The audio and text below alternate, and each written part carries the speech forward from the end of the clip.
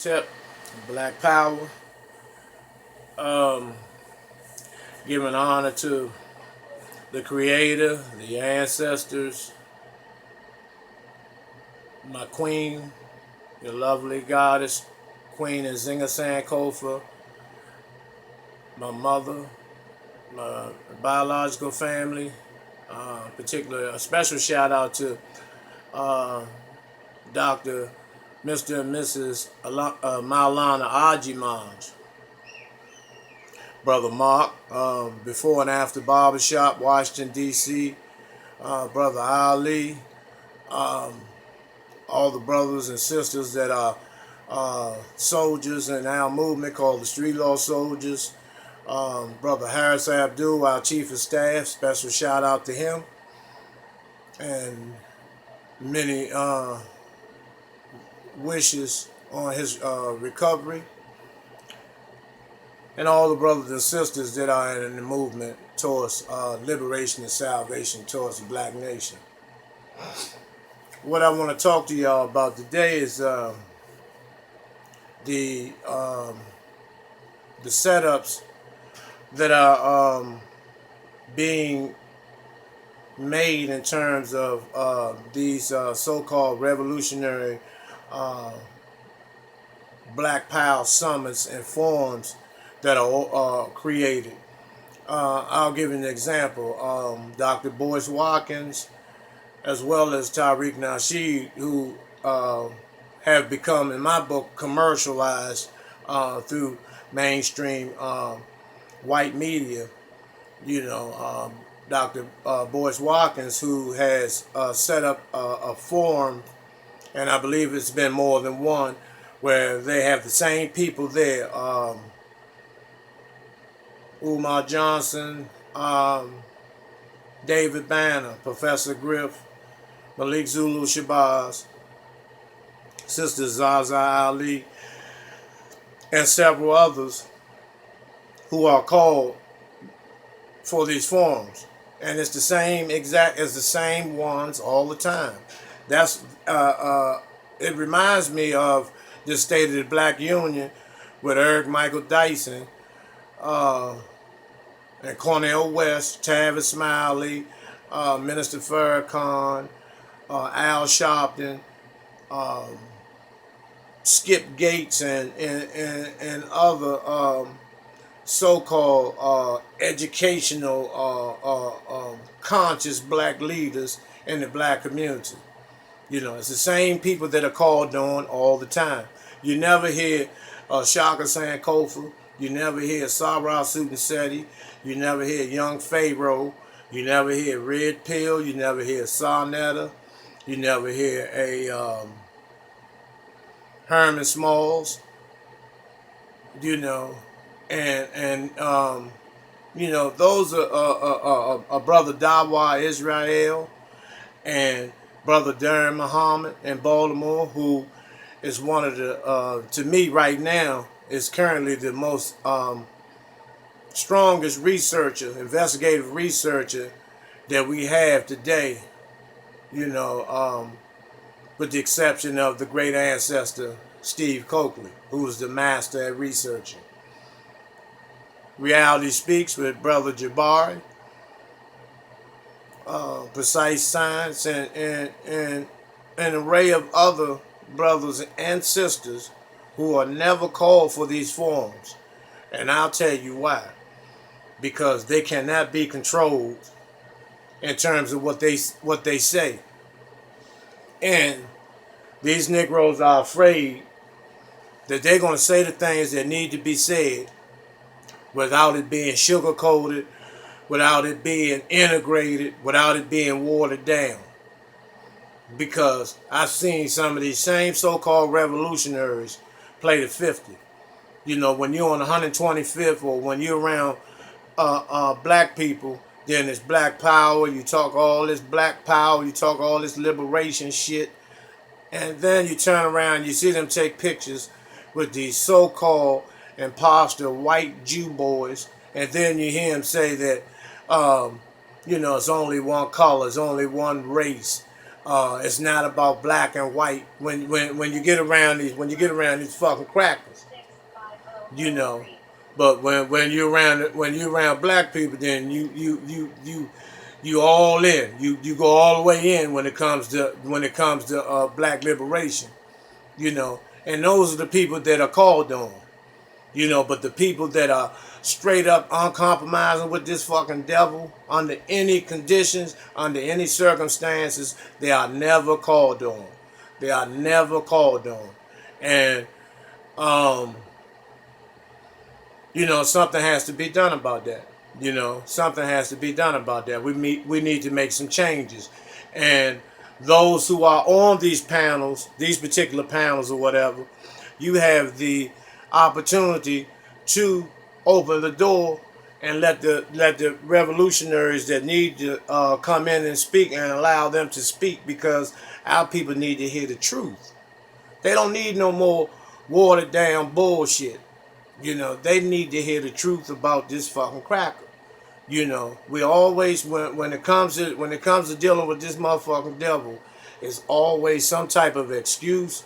It's always somebody's angry, and you know, somebody needs to do this and you need to do that. You need to calm down and all this. But let's take a look at this shit. You know, what if your great great grandmother, and this is true. You know, your great-great-great-grandmother was raped, beaten, whipped. Your great-great-grandfather was beaten, whipped, raped as well, tortured, lynched, set on fire, hung, and went through all of that to make it possible for your fucking existence, for your existence. And then you say we need to move on. We shouldn't focus on that. You know, but what if that was you? What if that was you that endured all that shit from this devil? Would you say we need to move on? Do you say we need to move on when somebody looks like you, disrespects you in the motherfucking street? You don't say that shit then. You ready to put in motherfucking work then. You ready to go all out. But then as soon as this motherfucking cracker come, it's a whole different story. Just like you gangster motherfuckers that be faking.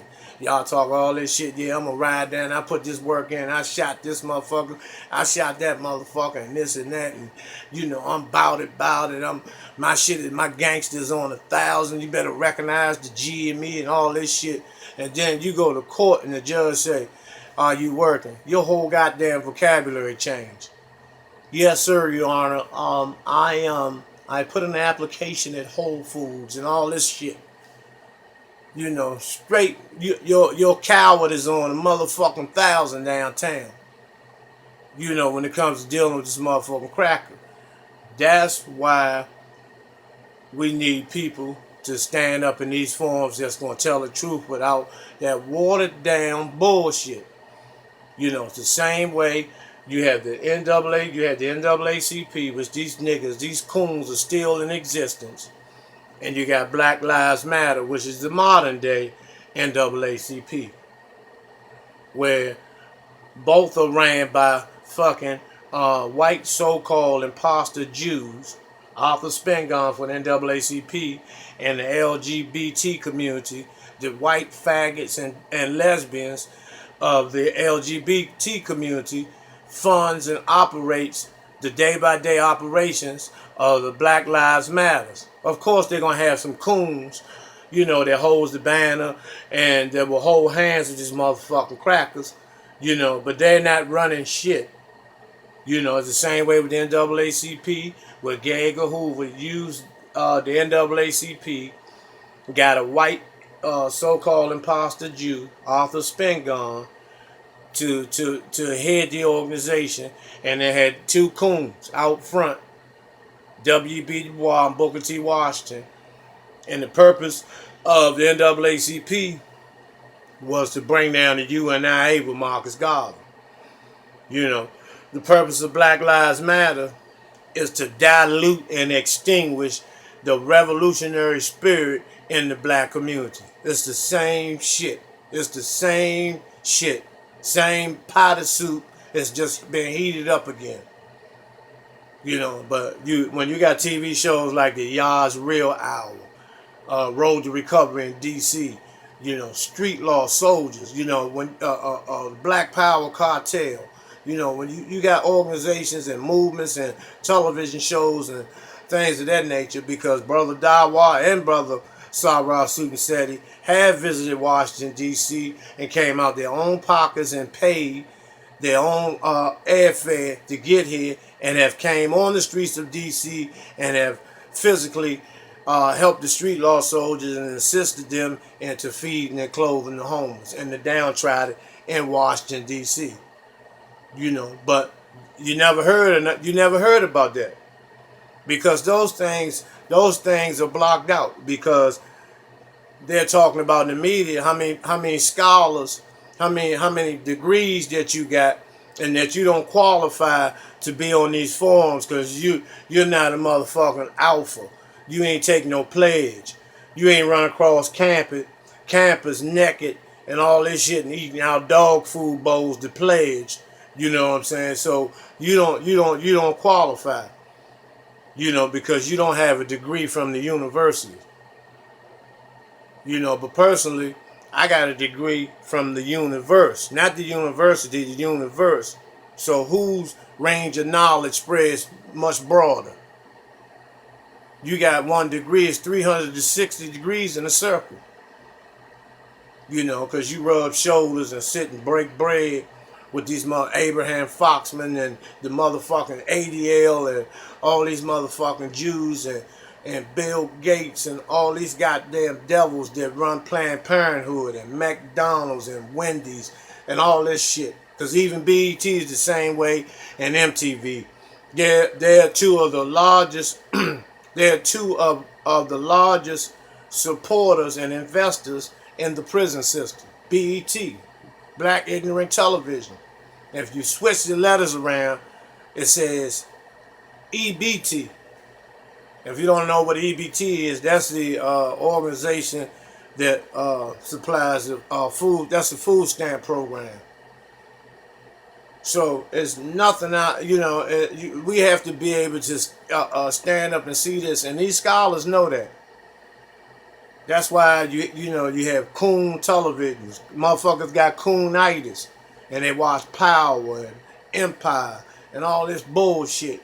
You know, and Tyler Perry and Oprah and all these motherfuckers, all these coons that are paid to keep us sedated and keep us spiritually in a motherfucking coma. You know, and especially that big horse-lipped motherfucker Steve Harvey. He's one of the biggest coons in the industry. You know, anytime a coon just makes it on Family Feud, because they ain't gonna let his black ass on. They ain't gonna let this coon nigga on Jeopardy. He can forget that. He can forget that because he hasn't read the almanac and he doesn't know white history enough. You know, he knows enough of white history to not be black. You know, but he does Family Feud, and you know he hated on Bernie Mac, and he may have had something to do with his death because I believe Bernie Mac was poisoned. You know, don't nobody just up and die like that. You know, and you be on a motherfucking scene and oxygen tanks and all that bullshit, and then you die. That's no. He was already jealous of him because Bernie Mac, he was heavily melanated. Big beautiful brother, big brown eyes, you know, big beautiful brother, and he ripped that Kings of Comedy shit. They didn't pay to see no Steve Harvey, that corny motherfucker with D.L. Hughley. These motherfucking alpha boule ass coon motherfucking niggas. They didn't pay to see that. Bernie Mac made all of them rich. Made Spook Lee. Y'all call him Spike Lee, but he just as bad. Spook Lee made him rich because he directed the Kings of Comedy. You know, they should have had Kings of Coonery. That should be the next thing, and make these niggas go on tour, buck dancing and shucking and jiving. You know, just like during slavery. They would let you slave all week, beat your mother in front of you. You go in the barn and catch 3 white motherfucking dogs on your mother, and you had to accept that shit. You take that pain and frustration You don't do anything about it because Nat Turner ain't in your ass. So on the weekends, they know you fucked up and traumatized and full of goddamn pain. So what they do, they let you stand on the front of the plantation with your fucking banjo and a goddamn harmonica and some drums and a violin and let you sing and dance and let you drink your motherfucking homemade wine and all this bullshit on Fridays and Saturdays. Then on Sunday, you go right into the church and pray to this blonde-haired, blue-eyed, pale-skinned, buttermilk complected, Howard Stern looking motherfucking cracker called Jesus motherfucking Christ, and ask this bastard for some motherfucking help during the week. And the cracker don't believe that shit because it was scripted. He knew the shit was made up, but he knew you niggas was gonna buy into it because of the system of racism, white supremacy, which I give Dr. Frances Cress Welsing so much credit for her work, for her unselfish work and her relentless research into bringing us the truth about the system of racism, white supremacy, And once again, it's nothing personal against Dr. Umar Johnson, none of them, David Bann, or none of them. I believe they're great people. I believe they're doing great things.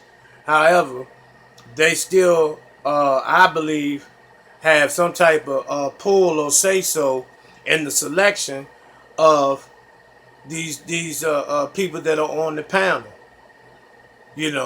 Besides, everybody to qualify, you have to give a intellectual goddamn not survey, but an intellectual view of the hell that we're enduring on the face of this goddamn earth. It has to be done with proper English and proper diction and all that shit. Instead of telling the truth, where people can, like people like myself and brother Sarah Sudan Sadi, Dawa Israel, and brother Young Pharaoh and them who brings it to you raw, like it's supposed to be brung to you, because you take everything else raw. You're extremely raw when it comes to dealing with another brother or sister. You're extremely raw then, but then when you go to court, you talk like Tom Cruise in court, but you motherfucking Lil Wayne and 50 Cent on the street when it comes to dealing with your people. Oh yeah, I put that work in. You motherfuckers can't fuck. I got this shit on smash and all this shit. Then when you go to court, the judge asks you, if you're working. Well, Your Honor, I put in an application at Whole Foods, and god damn, is this the same motherfucker that was just an hour ago talking about he was a ride or die motherfucker? And that type of mentality comes from the motherfucking BET, all these shows, Empire and all that bullshit, and power, that shit comes from there, but that's not reality. See, reality hits you when you get downtown. And this motherfucking cracker getting ready to lay your ass down in one of these concentration camps, for X amount of motherfucking years or months or whatever. Now your whole delivery changed. Now you sound like the assistant to the motherfucking Pope. That type of thinking, that type of behavior, man. Same way with Al Sharpton does, and benefits off the pain of our brothers and sisters when their family members are murdered by these goddamn racist ass trailer park jelly sandwich eating raw, pale complected, raw motherfucking faggot ass cops. Al Sharpton, what he does is National Action Network, National Asshole Network. What they do is they pay for the funeral. In exchange, they get airtime where they hold the banner up in the background at the press conference, and he takes his lawyers and they come and they do all the talking. Because if you notice, the victim's family, they may talk for 1 to 2 minutes and that's it. The rest of the shit belongs to Sharpton. because they feel that he should run the show because he paid for the funeral. But it's all a trick. And then when they march in the streets, they have the Black Lives Matter and National Action Asshole Network with their banners, you know, just overshadowing all the grassroots organizations that can't afford these $5,000 and $10,000 banners. You know, all you see is Black Lives Matter with crackers with their fists in the air, which their grandfathers and great grandfathers had slaves, and they still benefiting off the wealth of the blood, sweat, and tears that our ancestors gave this motherfucking devil. You know, and then when the wrongful death lawsuit money comes in, then Sharpton gets a cut of that. And then after that, they move on to the next nigga, and the next nigga, and the next nigga. And what they do, the FBI tells Sharpton he got an hour to get these niggas off the street. So he'll let them march up with that hollering that no justice, no peace bullshit for about an hour and a half. Then he stops them, tell them let the law prevail, and give 3 justice, no peace, and then send your ass home. And what you do, you take your pain and your frustration out on the people that look like you in the hood. You go to the liquor store and you try to drown out the motherfucking situation. You know, but when you finally wake up and realize, like Eric Gardner's family did, that they were being used and fucked around by Sharpton, it was too late. It was too late. So, in closing, I'll be back with some more footage, and we're going to discuss some more things because I want to get into the murder of our black entertainers and athletes, you know, from Marcus Garvey to Prince. And we're gonna get it in. We're gonna get it in. I'm Shaka Sankofa. Black Power. Hotep. Peace.